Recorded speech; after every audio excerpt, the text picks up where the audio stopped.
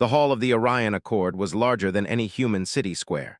Its ceiling curved like a night sky made of living crystal, shifting colors as hundreds of species spoke at once. Gravity was carefully balanced so that beings from different worlds could stand, float, or coil without discomfort.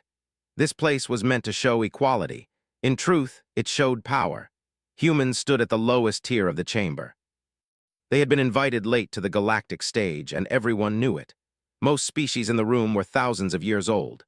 Their empires had risen and fallen before Earth had learned to write. To them, humanity was loud, fast, and fragile. Interesting, perhaps. Dangerous, maybe, but never important. Commander Elias Ward stood still among the human delegation. He wore a simple dark uniform, no medals, no decorations. His hair was short, already showing gray at the sides, though he was not old. His face carried the calm of someone who had seen worse places than this room. He did not speak. He watched. The debate in the chamber was not truly about humans. It was about borders, resources, and control of the frontier systems near human space. The older empires spoke as if Earth was a loose object drifting between giants, something to be claimed before it caused trouble. Elias listened as one delegate with a voice like grinding stone called humans statistically unstable. Another, a floating being of light, suggested that human colonies should be placed under protective supervision. No one asked the humans what they thought. At the highest platform stood Ambassador Sariel of the Velari. She was impossible to ignore. The Velari were an ancient species, tall and elegant, with skin like pale silver and eyes that reflected light instead of absorbing it. They were known as keepers of tradition, neutral arbiters in war, and masters of diplomacy. When Sariel entered a room, others listened. She wore a long ceremonial dress woven from living threads, shifting softly with her movements. The dress was a symbol of neutrality. As long as a Velari ambassador wore it, they belonged to no side. Sariel had been silent for most of the session. Now she stepped forward. The hall quieted almost at once. Voices faded. Even the crystal ceiling seemed to still. Sariel's gaze moved across the chamber, passing emperors, warlords, and ancient minds without pause. Then her eyes stopped. They locked onto Elias Ward. The moment stretched. Elias felt it like pressure on his chest. He did not look away. Years of combat and command had taught him one thing above all else: never drop your eyes first. A ripple of surprise passed through the room. No one remembered the last time a Velari ambassador had directly addressed a human, let alone looked at one like that. Sariel raised one slender hand. Then, with a calm, deliberate motion, she released the clasp at her shoulder. The living threads of her ceremonial dress loosened and fell away, dissolving into light before touching the floor. A sharp intake of breath echoed through the chamber. What was revealed was not flesh meant for display. It was history. Her body bore glowing markings etched into her skin, ancient symbols that pulsed softly with energy. Along her arms and back were scars, clean and precise, each one a record of battle. Embedded along her spine was a narrow line of living technology, fused seamlessly with her body. Every elder species in the room recognized those signs, war-marked. The Velari had abandoned the warrior path tens of thousands of years ago. Their warriors were thought to be extinct, their oaths retired, their traditions sealed away. To reveal war markings in this chamber was unthinkable. To do so without shame, without fear, was a declaration. Elias felt the weight of the room shift. He did not fully understand the symbols, but he understood the silence. This was not a gesture meant for spectacle. It was law. Sariel spoke, and her voice carried without amplification. "By ancient right," she said, "I set aside neutrality." The chamber erupted into chaos. Delegates shouted, translators struggled to keep up. Some species recoiled, others leaned forward in disbelief. A towering reptilian lord slammed his clawed hand against a console. "You cannot do this," he roared. "The Velari are bound." "I am bound," Sariel interrupted calmly, "to truth." Her eyes never left Elias. Elias felt every gaze in the chamber turn toward him. Humans beside him shifted nervously. One of the diplomats whispered his name, panic clear in her voice. Sariel continued. "Long ago," she said, "my people swore an oath. We would follow those who stand against extinction when all logic says surrender. We would serve those who protect life, even when no reward waits at the end." She took one step closer to the edge of the platform. "Humans have already done this." Laughter broke out from several sections of the hall. It was sharp, mocking. A mistake, said a mechanical envoy. Humans have fought only minor wars, their reach is limited. Sariel turned her head slightly, just enough to acknowledge the voice. You call it minor, she said, because you never saw what they faced. The lights in the chamber dimmed. A projection bloomed in the air between the platforms. Elias recognized the image instantly. A dark region of space, distorted and wrong. A place where sensors failed and stars vanished. Humans called it the Black Veil. Years ago, something had emerged from that region. Not an empire, not a fleet. A presence. Silent, consuming, spreading. Entire colonies had gone dark. Species near the veil had retreated, sealed borders, erased star maps. Humans had done something else. They had gone in. The projection showed human ships, small and crude compared to galactic standards, burning hard toward the darkness. It showed emergency evacuations, last stands, and sacrifices never reported to the wider galaxy because no one had asked. Sariel's voice softened, but it did not weaken. They did not win because they were strongest, she said. They won because they refused to accept loss as the final answer. The projection ended. Silence returned, heavier than before. Elias swallowed. He had been there, not at the center, but close enough. He remembered the fear, the orders that felt like death sentences, the knowledge that no one was coming to help.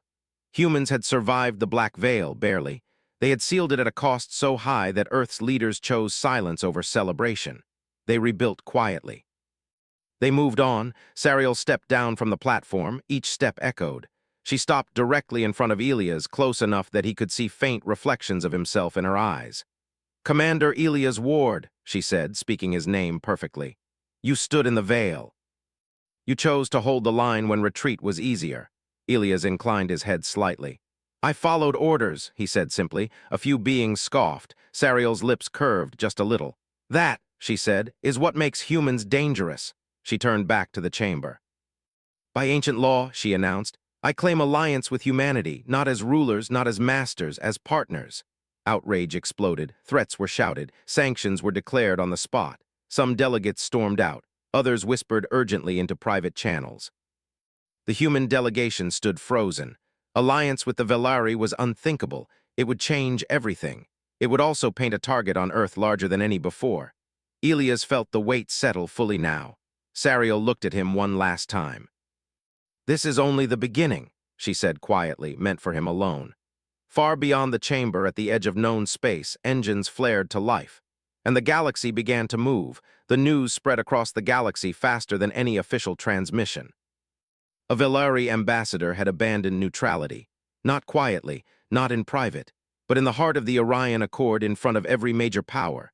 Within hours, human space was flooded with signals. Some were polite requests for clarification. Others were threats wrapped in careful language. A few were open warnings. On Earth, the High Council called an emergency session. Commander Elias Ward stood in a secure briefing room, watching the stars through a reinforced window.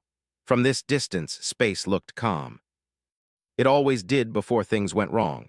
Behind him, screens lit up with the faces of leaders, admirals, and advisors. Their expressions ranged from shock to barely controlled fear. You understand what this means, one counselor said. The Velari have never taken sides. Not once in recorded history. Elias nodded. I understand. Another voice cut in. They didn't just take sides, they chose us. Why? All eyes turned to him. Elias took a breath. Because we didn't run, he said. When the Black Veil opened, everyone else pulled back. We went in. That was survival, someone argued. Not heroism. Elias looked at the screen. Sometimes, he said, there's no difference. Silence followed. Across the stars, reactions were already turning dangerous. The Car Dominion mobilized fleets near human borders, claiming defensive positioning. The Syndicate of Nine froze trade routes that Earth depended on. Even smaller powers began testing human defenses, probing for weakness. And behind it all, a quieter threat moved. In the shadows of deep space, ancient sensors awakened. Records long sealed were opened. The name war-marked Velari appeared in systems that had not been accessed for millennia. On a Velari world far from Earth, Sariel stood alone in a chamber of memory. Tall pillars surrounded her, each one carved with the names of fallen warriors. Light flowed through the walls like slow water. An elder approached, his form bent by age but his eyes sharp. You have changed everything, he said. Sariel did not turn. Everything was already changing, she replied. The council will not forgive this, the elder warned. You broke neutrality, you bound our people to a young species. Sariel finally faced him. We bound ourselves long ago, she said calmly. When we swore to stand against extinction, the elder's voice lowered. The humans do not know the full truth. They will, Sariel said, sooner than they wish. Back near human space, Elias boarded a military transport bound for a forward station. He was no longer just an observer or advisor. The galaxy had forced his role to change. As the ship moved into jump space, alarms sounded across the bridge. Multiple fleet signatures, an officer reported. Non-human, large scale. Elias moved forward. Who? The officer hesitated. Unknown configuration, but power readings are high. The stars twisted, then snapped back into place. Outside the viewport, dozens of ships hung in formation. They were massive, dark, and angular, built for intimidation rather than beauty. Elias recognized the design from classified files. Precursor warforms. These were relics from ancient conflicts, vessels designed to erase civilizations. Most were believed destroyed or dormant. A cold realization settled in his chest. Someone had woken them. A transmission cut through all channels. The signal was old, layered with protocols no human system had been designed to read. The ship's AI struggled, then translated. This region is under correction, the voice said. Withdraw or be erased. Elias did not respond immediately. He looked around the bridge. The crew was tense but steady. Humans had learned to live with fear. Open a channel to Earth, he ordered. And to the Velari. Minutes later, Sariel's image appeared beside Earth's command authority. Her expression was unreadable, but her eyes sharpened as she saw the ships outside. So, she said quietly, they have chosen to move early.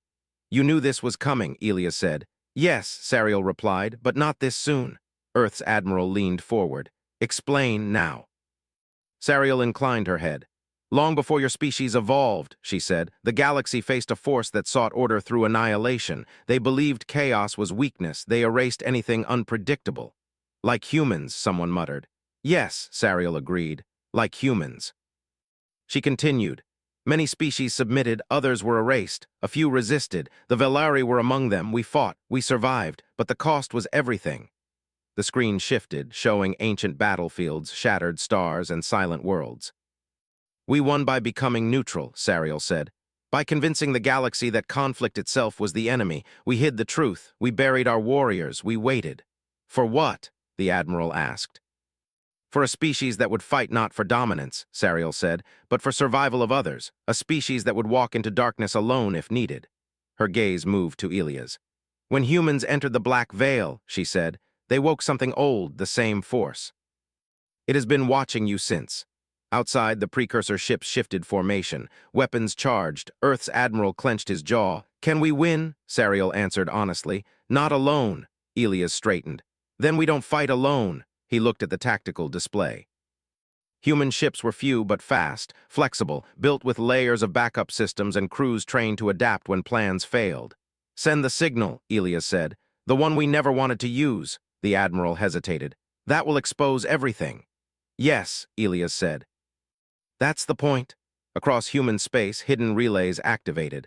Old beacons lit up near forgotten worlds. Refugee species, minor powers, and survivors of ancient losses received a message. Humans were not asking for obedience. They were asking for help. The precursor fleet advanced. The first shots were devastating. Human shields flared and failed. Ships were lost. Lives ended in flashes of light. Elias watched, jaw tight, as reports came in. He did not shout. He did not panic. Redirect, he ordered. Use debris. Break formation.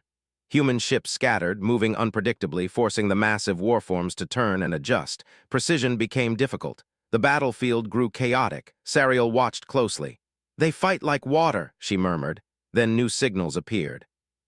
Smaller fleets dropped out of jump space. Old rivals, former enemies, species humans had once helped quietly without treaties or rewards. One by one, they joined the fight. The precursor fleet hesitated. For the first time in thousands of years, uncertainty entered their calculations. Elias allowed himself one slow breath. This isn't over, he said. No, Sariel agreed. But now they remember what fear feels like. Far away in the depths beyond the Black Veil, something vast and ancient shifted its attention. and it began to prepare. The battle raged for hours and then days. Stars became markers in a deadly chessboard, each flicker of light a potential strike, each shadow a threat. The human fleet, small but agile, wove through the precursor armada with precision that no alien fleet could predict.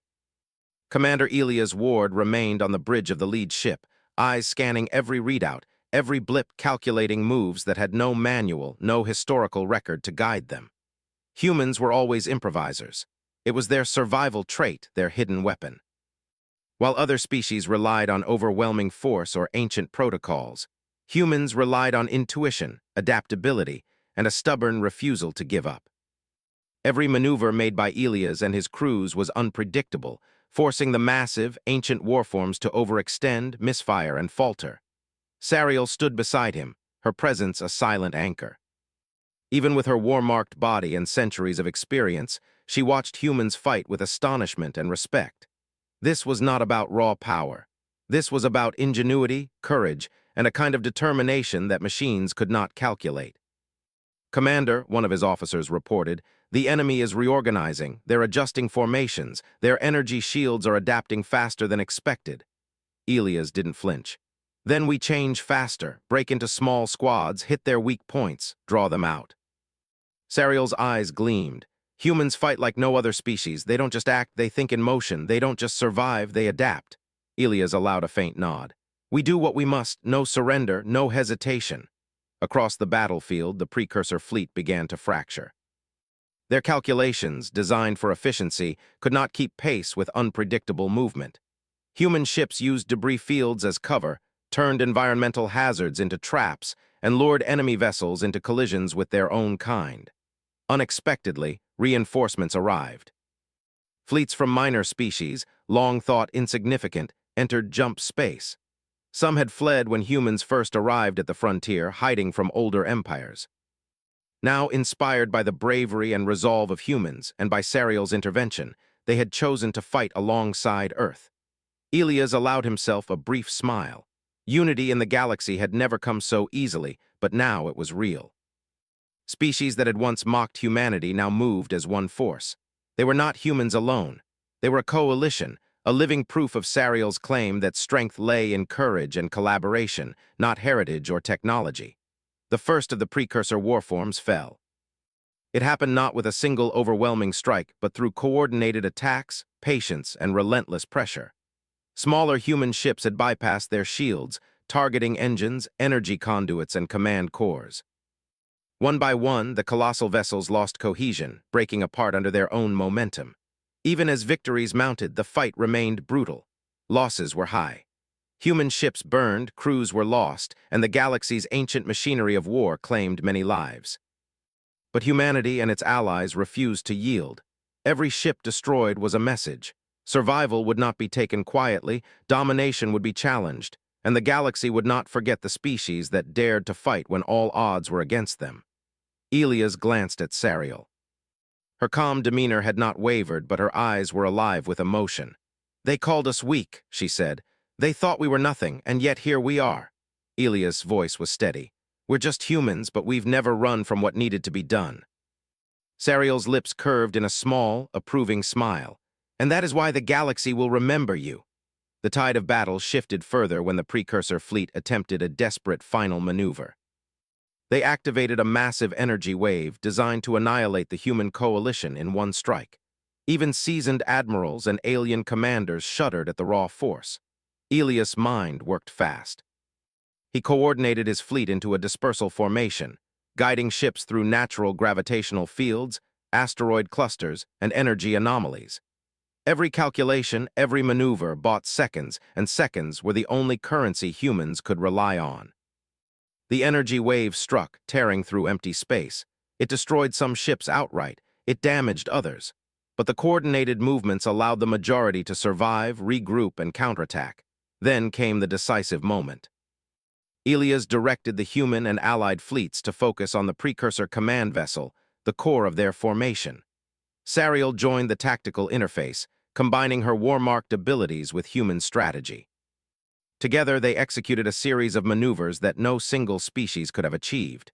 The command vessel was overwhelmed, systems overloaded, and at last it erupted in a controlled implosion. Silence fell. The remaining precursor vessels, leaderless and confused, retreated into the far reaches of the galaxy. They did not return. The human coalition did not cheer immediately.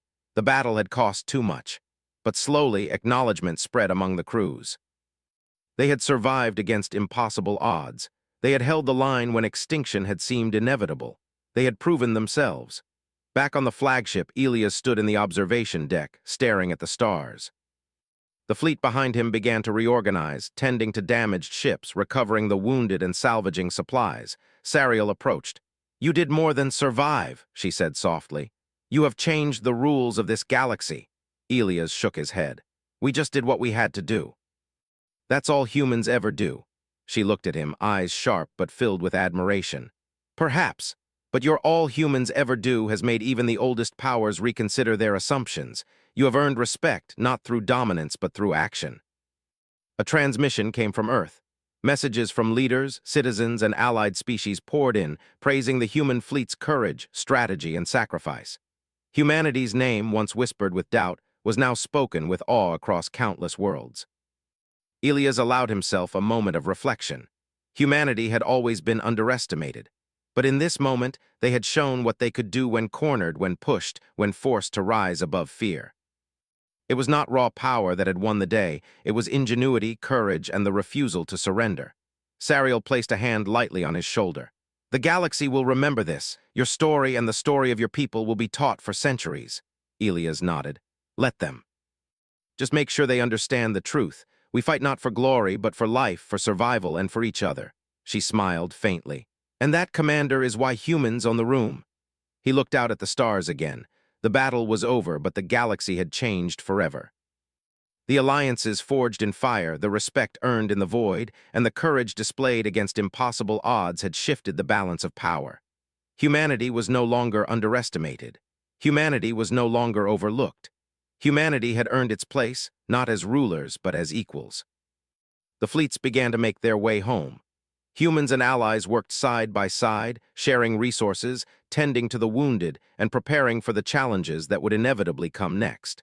But for the first time, humanity was not just surviving. They were leading by example, showing that courage, adaptability, and integrity could defy even the oldest fears. Elias remained at the observation deck until the last fleet ship disappeared from view. He turned to Sariel. "What now?" She looked out as well, thoughtful. "Now we rebuild, now we prepare, and now we make sure that when the galaxy tests humanity again, it knows we will stand." For Elias, the weight of responsibility was immense. But for the first time, it was paired with something new. Recognition, respect, and the undeniable proof that humans, small and fragile though they might have seemed, could achieve greatness on a cosmic scale. And so, in a galaxy that had long underestimated them, humanity's story began anew. One that would be remembered for generations. One that would inspire others to rise, to fight, and to adapt when all odds seemed against them. One that would forever mark the day a species proved that courage, action, and integrity could shift the fate of worlds. Elias Ward took a deep breath, the stars reflected in his eyes. Humanity had survived the impossible, and the galaxy would never forget it.